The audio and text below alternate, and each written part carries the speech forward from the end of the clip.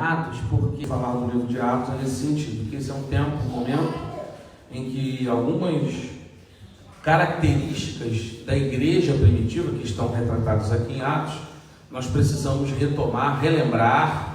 Sei que, eu sempre falo isso, né? Às vezes a gente vai ministrar uma palavra, ou vai dar um estudo, parece que nós não estamos fazendo aquilo como igreja, ou como cristãos, ou como sociedade. Não necessariamente é isso. É sempre bom a gente manter vivo aquilo que é fundamental para nós. Então, não quer dizer que as igrejas não estão fazendo isso, que cada irmão, cada irmã, cada família não vive como a palavra do Senhor nos propõe, nos determina. Então, não quer dizer isso. E se em algum momento, um momento ou outro, isso deixou de acontecer, também a palavra vem para a gente retomar a nossa caminhada, né? Eu gosto muito, eu quero começar, eu gosto muito mesmo, eu sou muito apaixonado pelo verso 105 do Salmo 119. Lâmpada para os nossos pés é a tua palavra e luz para os nossos caminhos. Então, eu sou um amante da palavra, né? Não vou dizer que eu sou o estudioso da palavra, mas eu sou amante da palavra e tenho certeza que ela nos dá direção. Então vamos aqui dar continuidade àquilo que a gente propôs. Quero te convidar, você na sua casa, né, com a sua família, a abrir sua Bíblia, pode ser no smartphone, no tablet, computador, Bíblia de papel. Abrir sua Bíblia em Atos dos Apóstolos, capítulo 4. Eu vou hoje tratar de um pedacinho do 4 e vou depois ir para o 5, tá bom? Então, Atos dos Apóstolos, capítulo 4. Lembrando que domingo passado pela manhã, nós trabalhamos a partir do capítulo 2 até o 4, né? E destacamos ali 3 ou 4 pontos. Vou até retomar um deles hoje, que acho que para esse tempo é muito vivo, né? A gente retomar a santidade social e a verdade, tá bom? Atos dos Apóstolos, capítulo 4.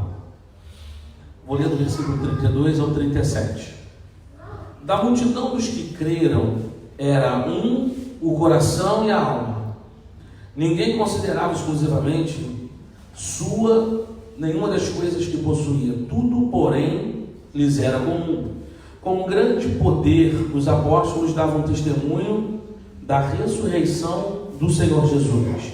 E em todos eles havia abundante graça, pois nenhum necessitado havia entre eles, porquanto os que possuíam terras ou casas, vendendo-as, traziam os valores correspondentes e depositavam aos pés dos apóstolos. Então, se distribuía a qualquer um à medida que alguém tinha necessidade.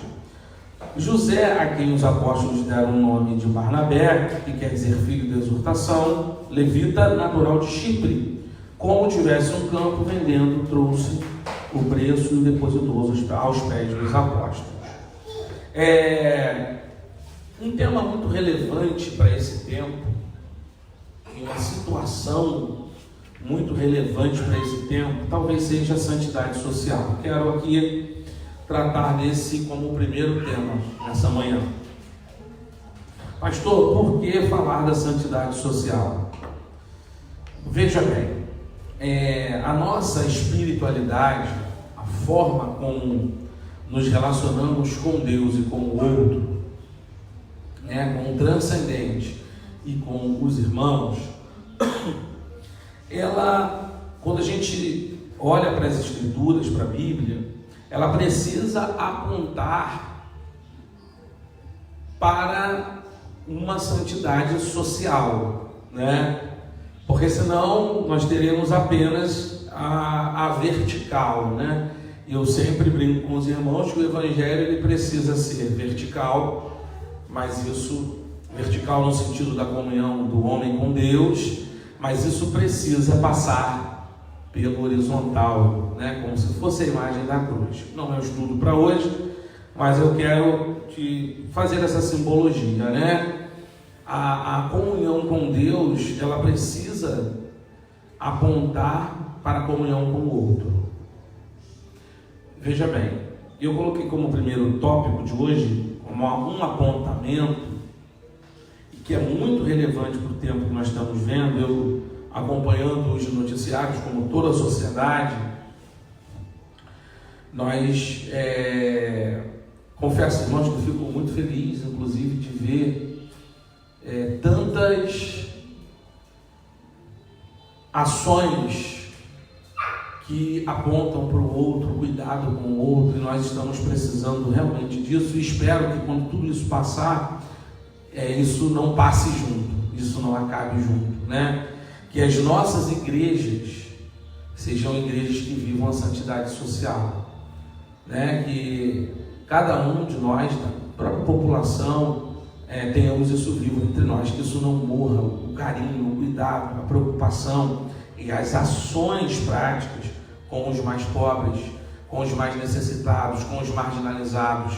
Afinal, a vinda de Jesus traz consigo exatamente isso, a ressignificação do ser humano, pegar aquele que estava à margem e trazer, né, para dentro. Então, eu tenho ficado muito feliz, tenho estado muito feliz de ver tantas ações, que elas não passem, quando passar isso, que nós não esqueçamos, né?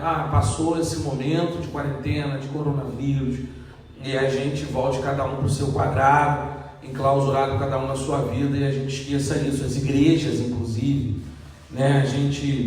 Eu tenho algo muito vivo comigo, e isso está na declaração de propósito da Igreja Gênesis.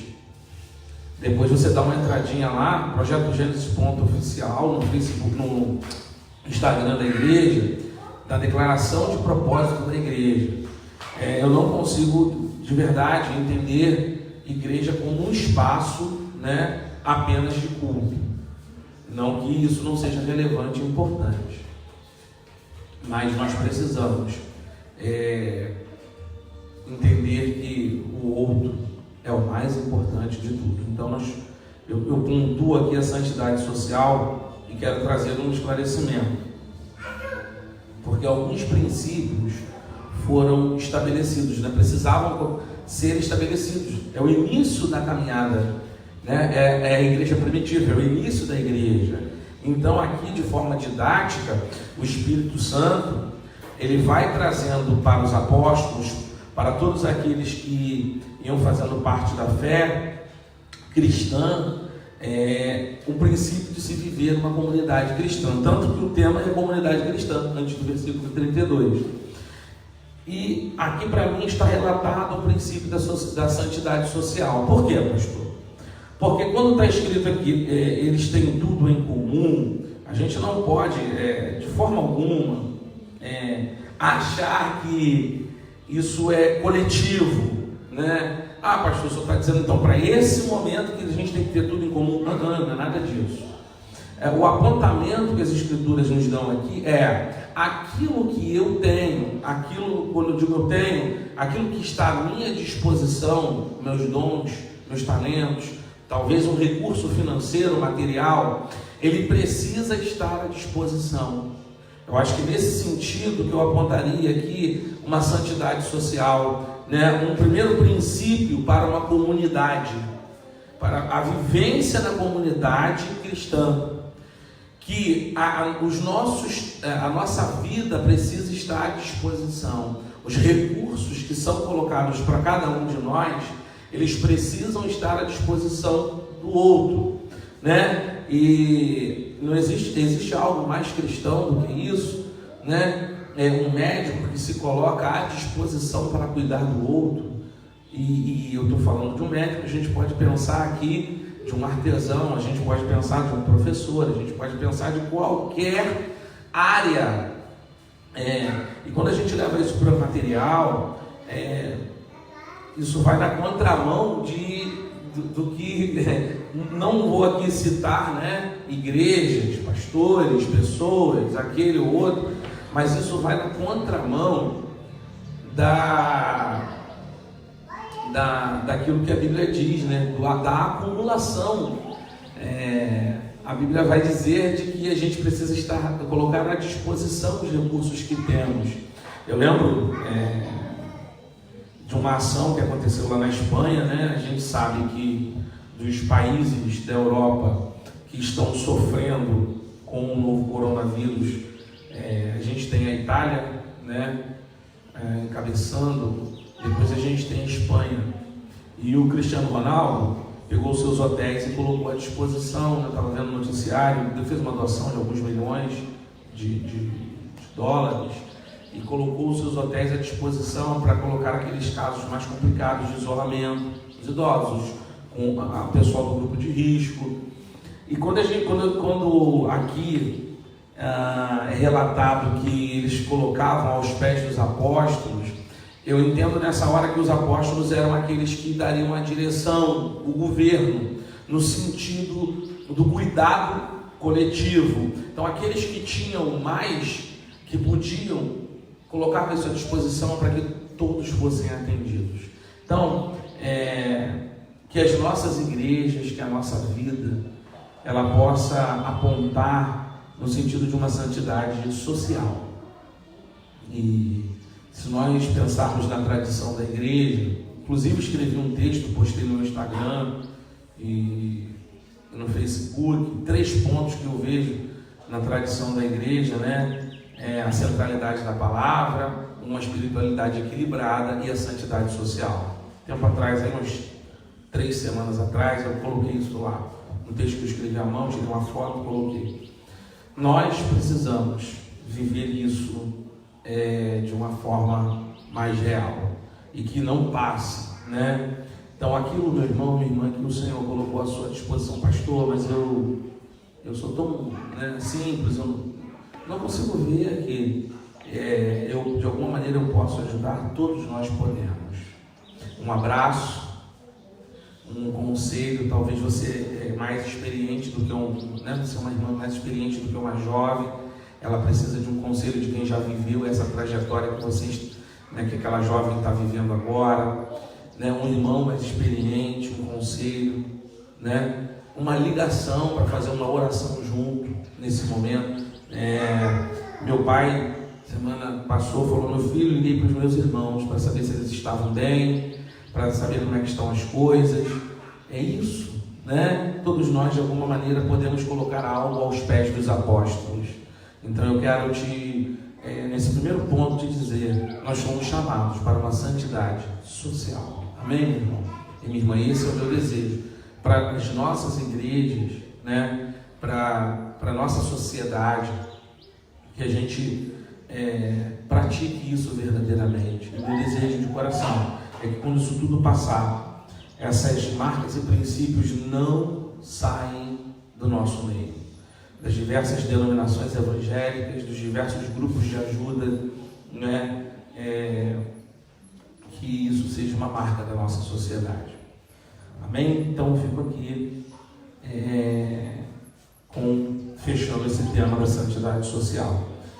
Até porque hoje pela manhã, eu não posso sair desse ponto sem citar isso. Hoje pela manhã, no momento de leitura, eu estava lendo um texto que uma amiga postou, muito forte, muito relevante, um texto da palavra e um comentário dela muito pertinente, muito inteligente, sobre o verdadeiro sentido de um jejum, E ela cita Isaías 58. Eu não vou ler aqui, mas fica para sua meditação durante esse dia. Isaías vai dizer, lá no capítulo 58, que o verdadeiro jejum precisa apontar para uma mudança de atitude nossa. Eu sou convicto, eu acredito no jejum de alimento para a nossa consagração pessoal, faço, e prego, dou estudo sobre as ovelhas que o Senhor traz para que eu cuide, para a minha igreja. Mas nós não podemos nos esquecer de que um jejum precisa apontar uma mudança, Então, que fique esse texto como sugestão de leitura para hoje, até porque é um momento que os líderes, eu, por exemplo, hoje à noite vou estar chamando, convocando a família Gênesis, os irmãos da igreja Gênesis, a entrarem no propósito de jejum de 10 dias. Todos os líderes estão fazendo isso pela nação, por esse momento, mas nós precisamos ter claro que isso precisa apontar para um novo caminho. Amém? Então eu termino aqui esse primeiro ponto e quero falar ainda dentro desse primeiro ponto de um segundo princípio, que é o princípio da verdade. E esse é um princípio muito sério, porque começa a ser estabelecido aqui em Atos para a comunidade que estava se formando dos novos crentes, né? A palavra cristão só aparece lá, depois do capítulo 11, lá na frente, mas aqui se começa a formar a comunidade dos que iam sendo salvos, se convertendo ao cristianismo. E alguns princípios foram sendo estabelecidos. Eu coloquei aqui o princípio da santidade social. E quero dizer que junto com ele vem o princípio da verdade. Porque o episódio seguinte, de Ananias e Safira, é um episódio que muitos interpretam como sendo, é o peso da mão de Deus. Eu não acredito num Deus vingativo, tá, irmãos? E não de forma alguma respeito à opinião de todos, né? Para que a minha possa ser, esse é o princípio da tolerância, né? Do respeito, para que a minha opinião seja respeitada. Eu respeito a opinião, a interpretação das pessoas. Então, esse episódio, para mim, de Ananias e Safira, é um episódio em que o Senhor está estabelecendo no início do cristianismo, no início, né, da igreja, que fique como um princípio a verdade. Só que a verdade, ela incomoda muitas pessoas, né? Mas o Senhor não deixou de ensinar isso. E ele está aqui estabelecido, né? Não vou ler, mas vou contar a história. Todos, né, a gente termina dizendo que José, a quem os apóstolos, versículo 36 do capítulo 4, deram o sobrenome de Barnabé, que é filho de exortação, levita natural de Chipre. Ele tinha um campo vendendo, trouxe e depositou, colocou à disposição. Para quê? Para atender as viúvas, para atender os menos, né, favorecidos, aos mais necessitados. E aí, logo depois, Ananias e Safira, eles têm uma ação contrária a essa. E aqui eles recebem uma repreensão que é pública, todos veem o que acontece, e é estabelecido para mim mais um princípio aqui, que é o princípio da verdade. Aqui não tem a ver com eles terem roubado, né, vamos colocar dessa maneira. O texto diz que Satanás encheu o coração de Ananias, né? E ele vendeu um campo, mas ele pegou uma parte do valor para ele e não colocou tudo para que fosse distribuído.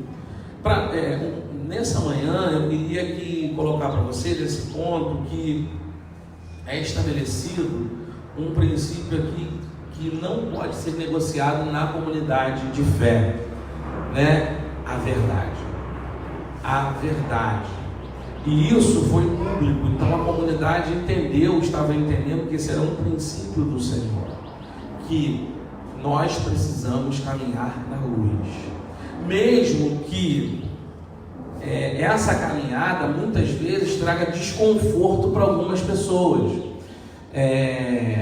E isso é uma coisa muito importante que eu vou dizer para você nessa manhã, meu irmão, minha irmã. O Senhor habita e tem comunhão com a verdade. E quando as coisas são estabelecidas em cima da verdade, elas têm a bênção do Senhor. E talvez isso que foi um grande ensinamento nesse episódio de Ananias e Safira. Então fica aqui também esse ponto dentro do início da caminhada da igreja, de que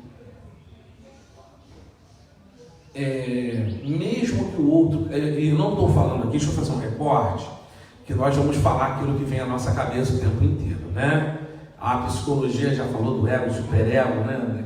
A gente tem né, de uma forma bem geral, a gente precisa ter sensatez, equilíbrio, né? Eu não estou falando aqui do super sincero, não é nada disso que nós estamos falando aqui.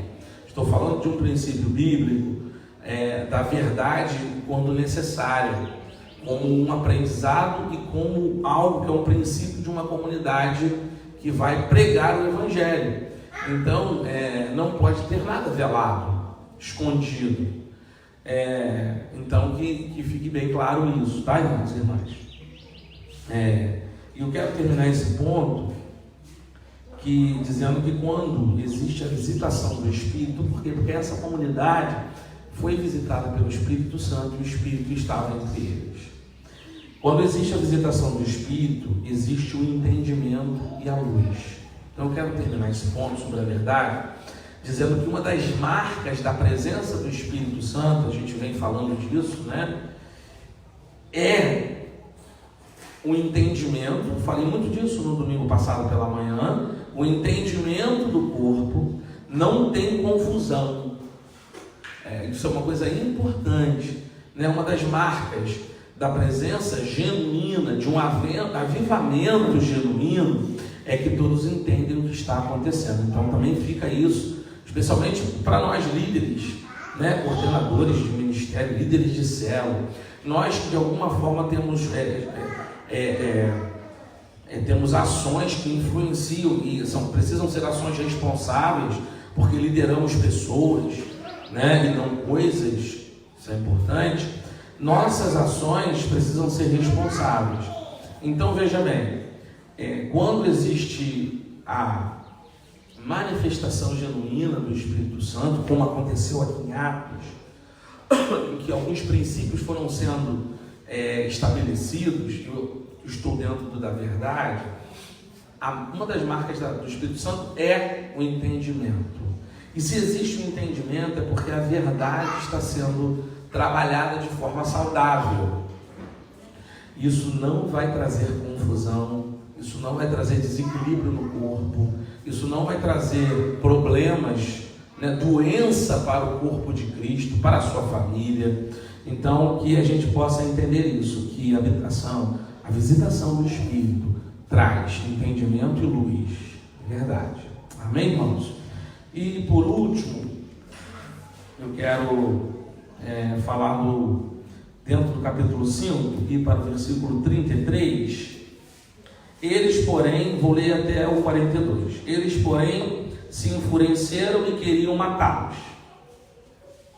Mas, levantando-se no sinédrio, um fariseu chamado Gamaliel, mestre da lei, atacado por todo o povo, mandou retirar os homens. Por um pouco, eles disse: israelitas, atentai bem no que ides fazer a estes homens. Porque antes desses dias se levantou Teudas, insinuando ser ele alguma coisa, ao qual se agregaram cerca de 400 homens, mas ele foi morto, e todos quantos lhe prestavam obediência se dispersaram e deram em nada. Depois desse, levantou-se Judas, o galileu, nos dias do recenseamento, e levou muitos consigo. Também este pereceu, e todos quantos lhe obedeciam foram dispersos. Agora vos digo: dai de mão a estes homens, deixai-os, porque se este conselho ou esta obra vem de homens, perecerá, mas se ela é de Deus, não podereis destruí-los, para que não sejais porventura achados lutando contra Deus. E concordaram com ele. Chamando os apóstolos, açoitaram-nos e ordenaram-lhes que não falassem em nome de Jesus, e os soltaram. E eles se consideraram dignos de sofrer afrontas. E eles se retiraram do sinédrio, 41, regozijando por terem sido considerados dignos de sofrer afrontas pelo nome de Jesus. E todos os dias, no templo, e de casa em casa, não cessavam de ensinar e pregar Jesus, o Cristo. No domingo que vem, vou estar falando um pouquinho sobre a instituição, sobre a escolha dos diáconos, sobre as características. No domingo que vem, às 10, estarei falando um pouquinho sobre as características daqueles que foram chamados para trabalhar, junto com os apóstolos nesse primeiro momento. Eu quero terminar, né, do 33 ao 42, dizendo que a obra do Senhor, e aqui mais um ensinamento para a comunidade, né? Gamaliel é muito sábio em colocar essas palavras. Ele diz assim: surgiu Teudas, surgiu Judas, e não fiquem preocupados com esses homens, porque se o que eles falam é de Deus, isso vai permanecer. Se não vem da parte do Senhor, isso se desfaz naturalmente. Então, uma coisa importante para nós, como último ponto de estudo dessa manhã, é que a obra do Senhor, a sua ação, o seu alcance, ela fala por si só. Eu gosto muito de tempo atrás, estava lendo um livro sobre a história da igreja e sobre alguns apontamentos de um pastor muito experiente, já com uma idade até avançada, americano, e ele falando que não é fácil fazer a obra, né? Era um conselho até para os jovens pastores. O livro era nesse sentido, de alguém mais experiente, compartilhando suas experiências com pastores e líderes mais jovens. Ele dizendo que por muitas vezes a igreja dele é gigantesca, né? Uma estrutura grande, almas sendo salvas, o Senhor trazendo, como está aqui, dia a dia, e acrescentando, como está no capítulo 2, versículo 42, e dia a dia ia acrescentando o Senhor os que iam sendo salvos, que haviam de ser salvos. Ele vai dizer isso, que quando é de Deus, dia a dia vai acrescentando o Senhor aqueles que hão de ser salvos, que serão salvos. Então fica aqui como último tópico, fica aqui para nós,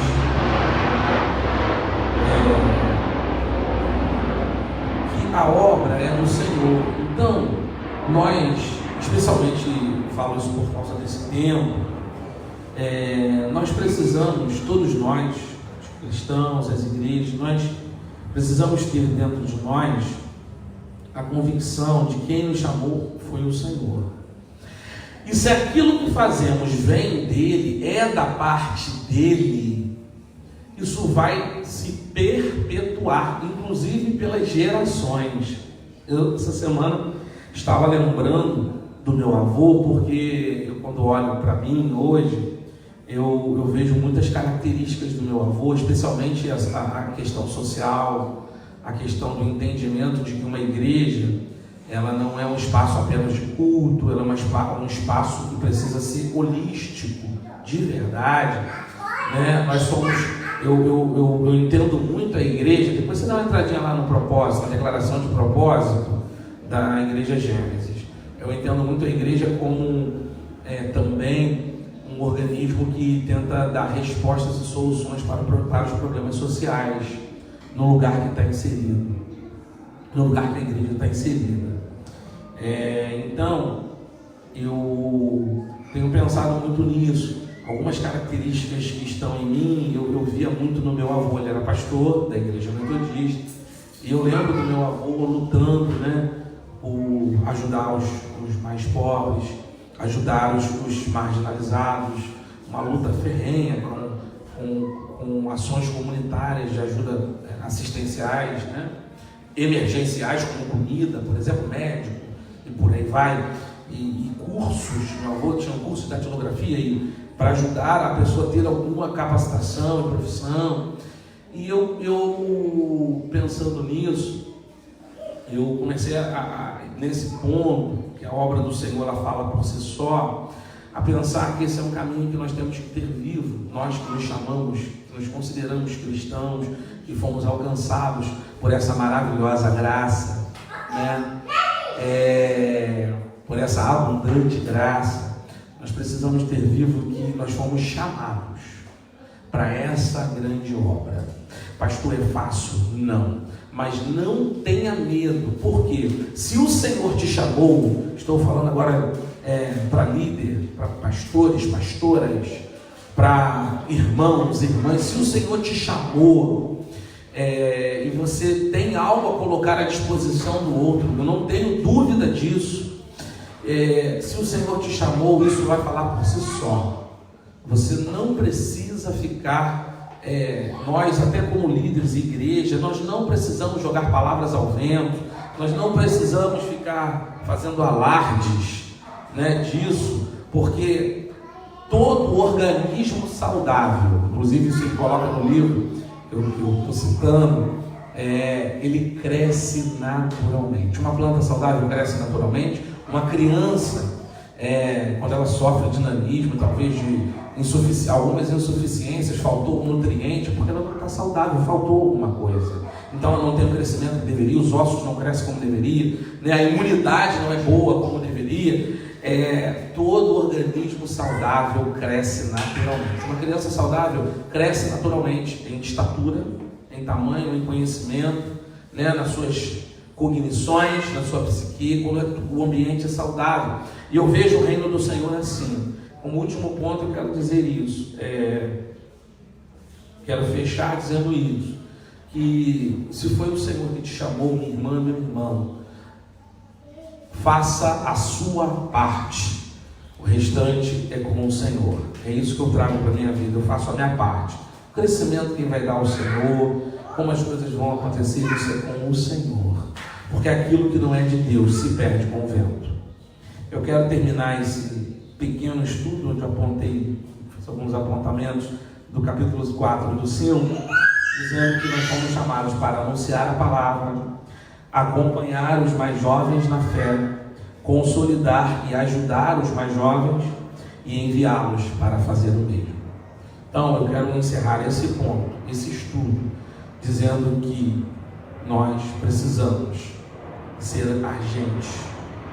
agentes de transformação na sociedade, e capacitar, e inspirar, ser inspiração para que outros façam a mesma coisa. Portanto, eu termino dizendo, o vinde, né, todos que estáis cansados e sobrecarregados, nas palavras de Jesus, ele é fundamental, né? Momento de conversão, depois de um momento de consolidação, de caminhada, discipulado, e essa pessoa, essa irmã, esse irmão, ele precisa ser enviado de volta, e isso vai acontecer naturalmente na vida da igreja, da sociedade.